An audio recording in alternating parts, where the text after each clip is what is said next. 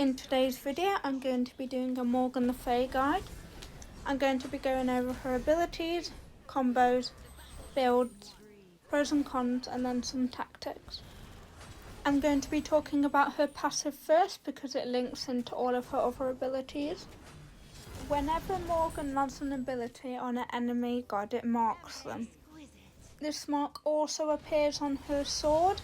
For each mark on the sword, she gains 2 plus 0.4 power per level. When all 5 symbols are gained, Morgan gains double the magical power buff, and her ultimate is reduced by 10 seconds before the marks are drained. The marks last for 30 seconds, and the power buff she gets lasts for 10 seconds. As you can see here, I'm going to place an ability on this Odin. He'll get a mark above his head and you will get one on your sword, again with every other ability. Morgan Le Fay's 1, known as Sigil Mastery, is a ground target. Morgan summons a sword to crash down. This does inner damage and outer damage inside a circle. The inner damage does 55% of your magical power and the outer damage does 35%. There are 3 different effects of this ability. We have the Fear. As you can see here, the Odin got feared. We have the slow. The slow only happens when they're inside of the circle. As you can see, when the Odin walks out, he is not slowed.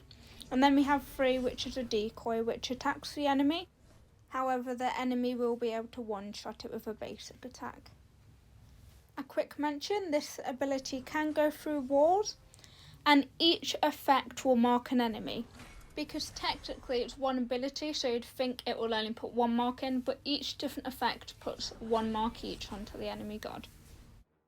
Morgan Le Fay's 2, known as Dragonfly, is a ground target. Morgan Le Fay summons a dragon that knocks up and then knocks back enemies, both dealing damage. Because this is one ability, this will only apply 1 mark to an enemy god. This ability can also go through walls, but obviously it has a smaller range than her first ability.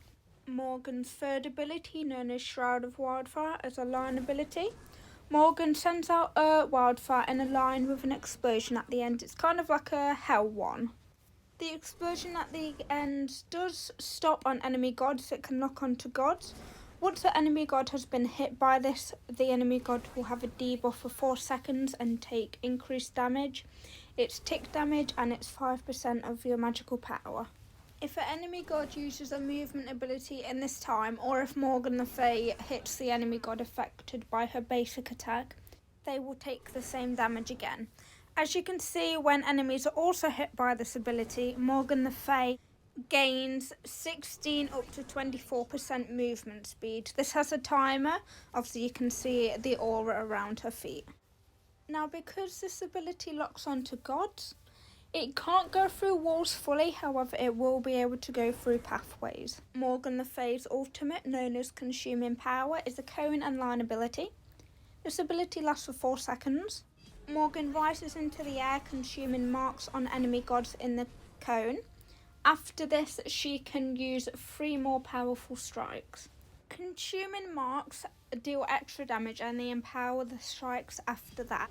Morgan Le Fay will also get a heal from each enemy god hit. This heal does 11 up to 15%, and additional marks consumed increase the width of the projectiles and heals per projectile. This heal is increased by 50%. With her ult, you can kill an enemy god just by consuming the marks. You don't need to use any strikes. But obviously this will only happen if the god is low enough to be killed by it. With the levelling order on Morgan Le Fay, you're going to want to go your 1 first. After this, you can either get your 2 or 3. I would personally get my 3 first.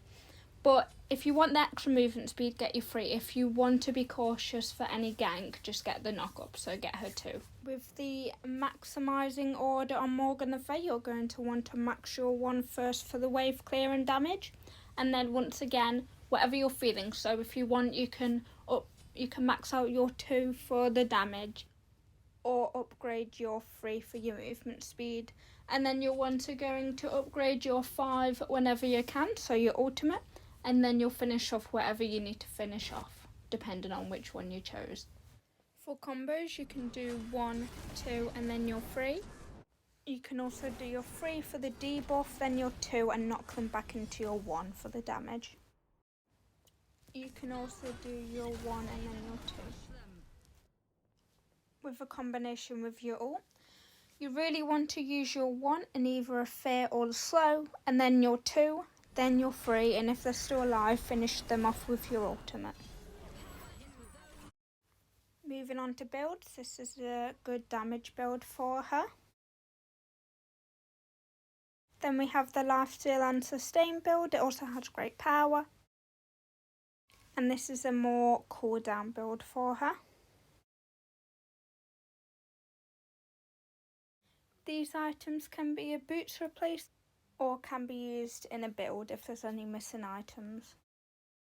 Relics are obviously optional, but these are some good ones to use with Morgan.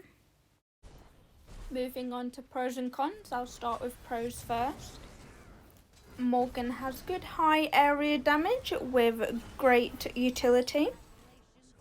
She also has good wave clear. Some people might disagree with this because other gods outplay her when clearing the wave. However, all of her abilities can be used on wave clear, so that's what makes her so good.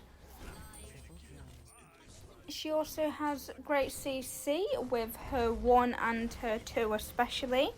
And she also has high basic attack damage. Moving on to cons. Some people argue that she can be mana reliant early game.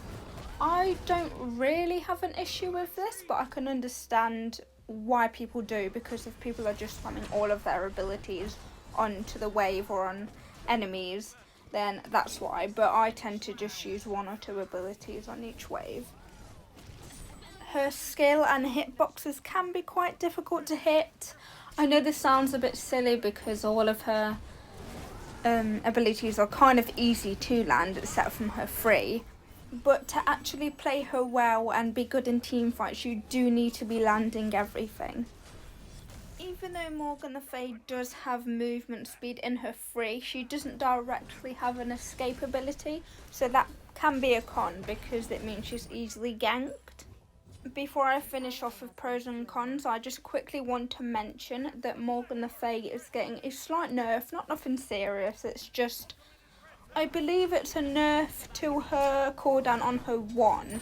I think it was previously 11 seconds before she came out, and then it was 12, and now they're going to nerf it to 13.